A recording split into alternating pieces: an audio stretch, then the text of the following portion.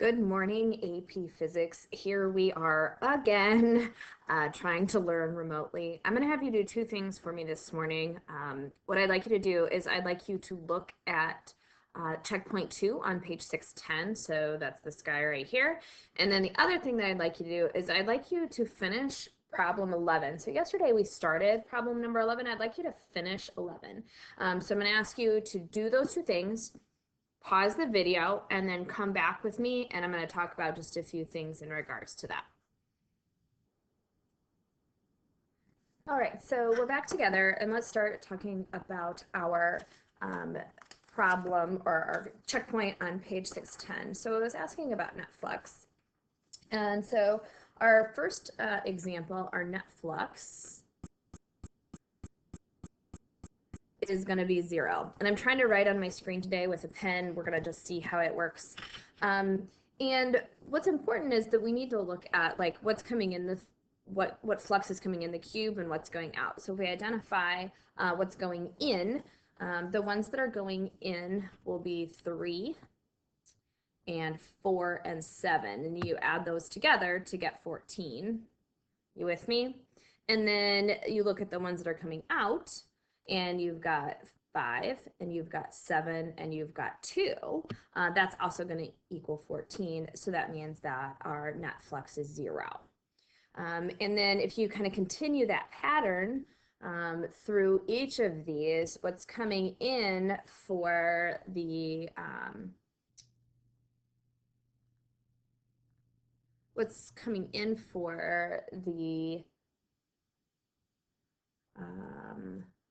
cube on number 2 would be, let's see, 3, 4, and 6. So again, that's 13. And then what's coming out is 3, 5, and 10, which is 18. So that means we have more coming out and less going in. So that means that our flux, still getting used to the pen, is going to be positive for this one. For 2. And then if we look at 3, you can do that same pattern, and you're looking at what's coming in versus what's going out, and what's going in is greater than what's coming out, and so in this case our flux is going to be negative. All right, so then let's go and finish looking at number 11, example number 11. So we did part A and part B in class.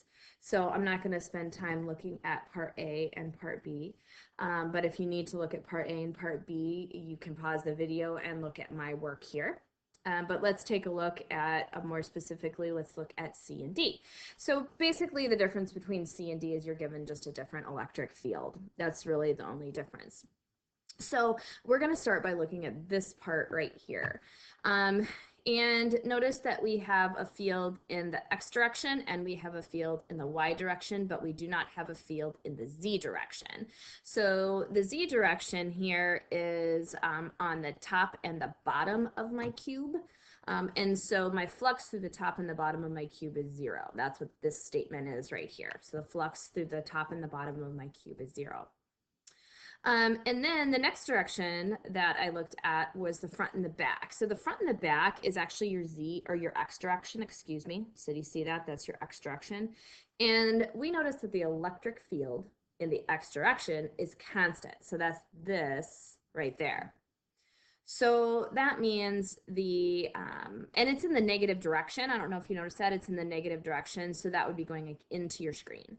So the, front is going to have negative flux because it's going in, right? And then that's going to equal the flux out the back, and out the back is going to be positive since the area vector is pointed in the negative x direction, right? Because it's the back face, and the area vector always points perpendicularly out. And then the back side has the electric field also going out since the electric field is negative, right? So that means that our flux through the front and the back faces are going to be equal but the same size, and so they are going to add to 0. So really we just need to look at the right face, that's this face here, and then the left face, which is this face here. Okay, so in doing that, we obviously need to figure out what the electric field size is, and we do that by putting our y values right in there. And our electric field values for the two places y is 0 and y is 1.4 are these two values respectively. Multiply those by your area vectors. So this is our area vector here, and this is our area vector here. These are j hats. I apologize. That should be a j hat. Right, we're in the y direction, so that's a j hat. And there are your two flux contributions, right? Your two flux contributions for your left face and your right face. And then when you come and add those together, notice that you get the same flux as before. The same flux as what you had in the previous problem, part A. And then to find your charge, you'll take your epsilon, not your permittivity constant, multiplied by your flux, and you will get your charge. And that's cut off. I just cut it off in the picture. So that's 7.29 times 10 to the negative 11th coulombs.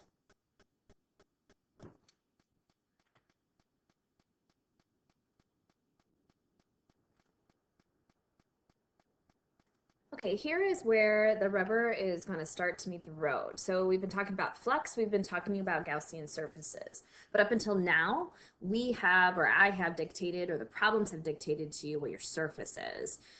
We are now going to need to start to decide what our Gaussian surface is going to be. And that choice is really going to affect how the problem is solved and what it looks like, and whether the solution is fairly straightforward or if it's a little bit more complex. So here's some tips when choosing your Gaussian surface. What you want to do is you want to choose a surface that mimics the shape of the field. You want the angle between the field and the area vector to either be 0 or 180 degrees or 90 degrees. And so that's going to make the calculation much simpler. So what that's going to do is it's going to, you also want to, I should say, choose a surface so that the electric field is constant over that surface or at that surface location.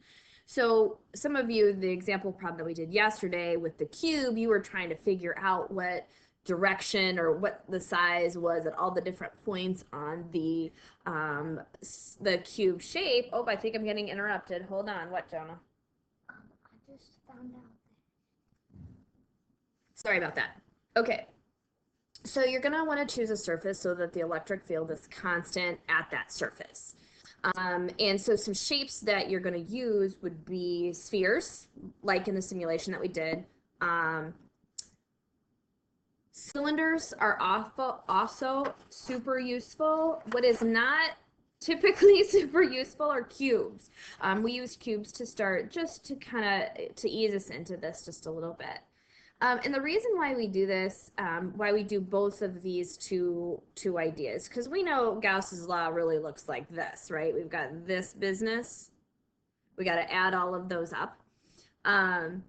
And so we've got our electric field times our area vector. So with the angle here, either being 0, 180, or 90 degrees, that dot product essentially goes away. Either it's a positive product of the electric field times your area, or the negative of that, or if the angle is 90 degrees, 0, right?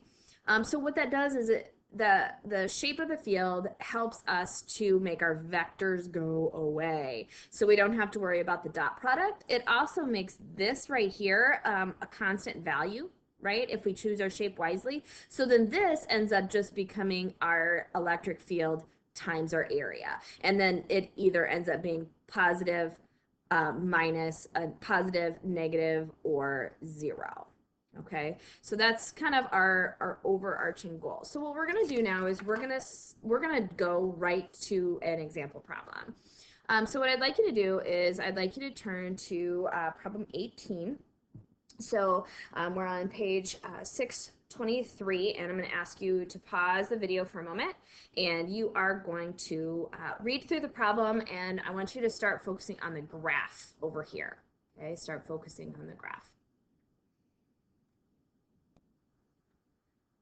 Okay, now that you've had a few moments to look at our graph and our problem, we need to just identify the different areas of our graph. And so I'm going to focus in on this part right here and this part right here.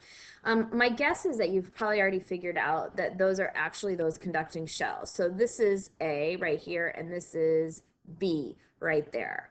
And so like this area here, or this part of the graph, is going to correspond from the center out, right?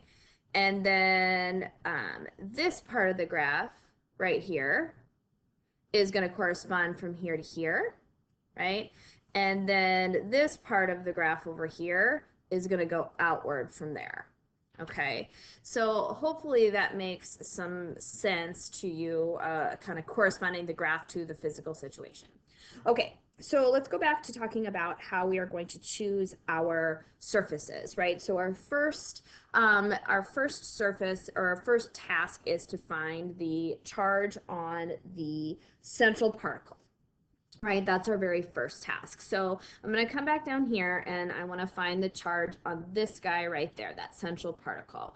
And just like in our simulation, it's going to make sense to use a spherical Gaussian surface, right? So we're going to have a spherical Gaussian surface, and we're going to have it somewhere between the particle that's in the center and the conducting sphere A. So I'm going to erase some of this just because I kind of got a lot going on there, right?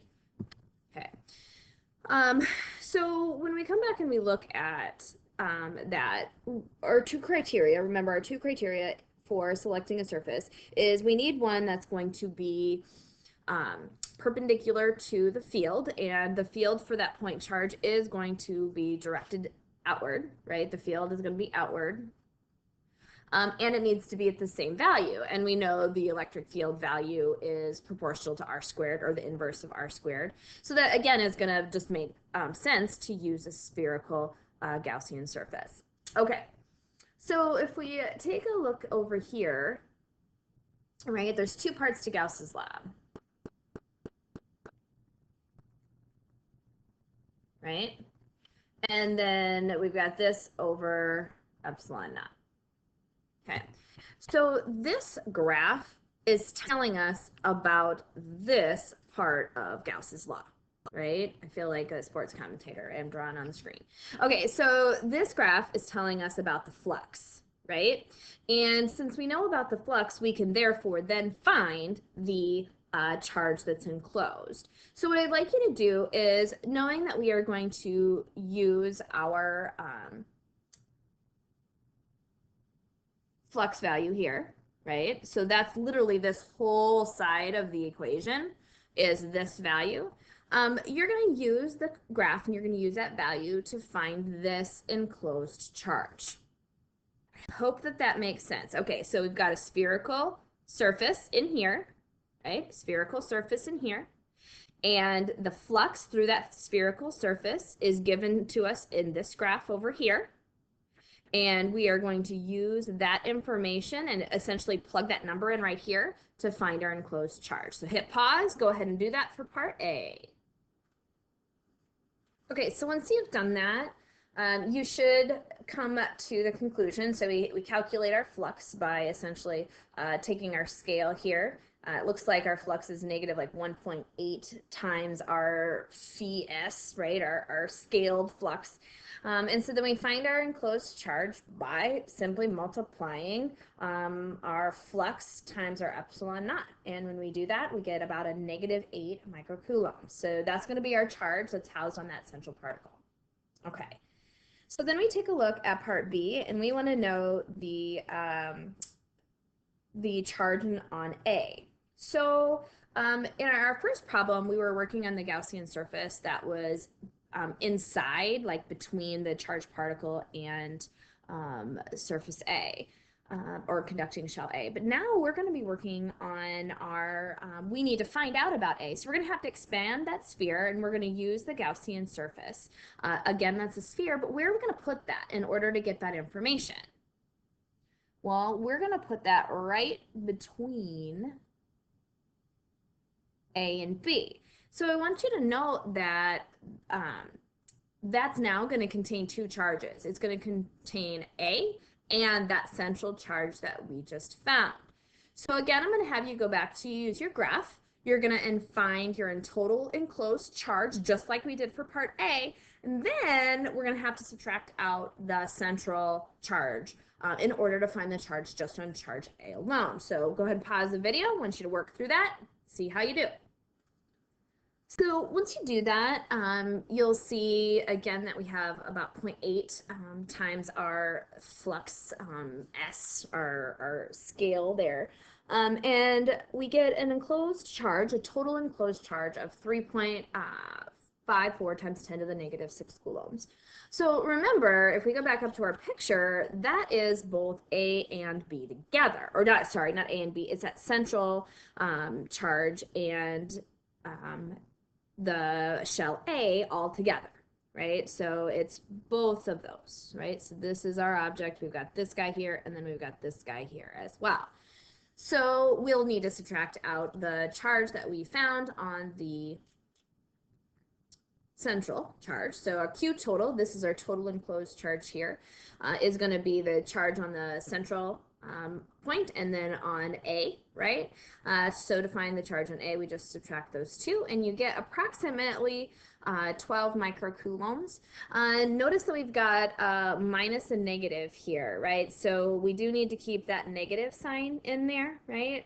Because that initial charge is negative. So those two combined together, the center charge and A, concentric sphere A, combine those two charges together to provide the flux for the outside. So it would make sense that that charge that is on A is going to be pretty big, right? Because it has to overcome the negative charge on that center, that central charge, in order to still have a positive flux or an outward electric field. And so then for C, I think you're getting the process now, right? So now we're going to be looking, we need to find the charge on B, right? So part C of the problem is asking you to find the charge on shell B. So now we're going to take our sphere and we're going to put it all the way out here. Our Gaussian surface is going to go all the way on the outside. We're going to be looking at this corresponding part of the graph. So I'd like you to go ahead and I'd like you to find the charge on B. So go ahead and do that. Find the charge total and then the total enclosed charge, and then find the charge that's just on B. So once you've done that, you will find the net charge, or the total enclosed charge, to be about negative 1.77 microcoulombs. Again, it's negative since our flux is negative outside of both of the shells. And then once you have the flux or the enclosed charge, then you can find the charge that's just on your part B. And it should be no surprise that it's negative, right? Because we knew the ring A had a very positive charge, right? But we still have a negative flux on the outside of B. And so then we'd have to have an additional negative charge on B in order for that to be negative flux or an electric field that is actually pointing in towards the center. Okay, so good luck to you. I'm going to do one more short video about a derivation using Coulomb's law. So you're going to be doing this, and then we'll be doing that, and then you'll also have some homework that's all posted on Canvas. All right, good luck.